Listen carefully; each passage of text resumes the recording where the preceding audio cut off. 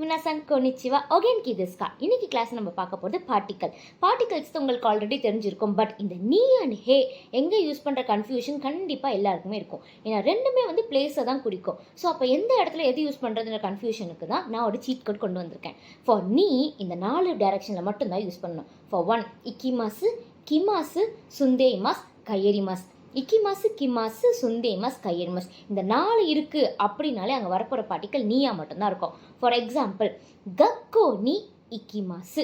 கக்கோனா ஸ்கூலுக்கு போகிறேன். கக்கோ நீ இக்கிமாசு. அடுத்த செகண்ட் பாருங்க, ஷாப்பிங் நீ கிமாசு ஆர் கைமோனோ நீ கிமாசு. கைமோனோன்னா என்ன? ஷாப்பிங்குக்கு வரேன்.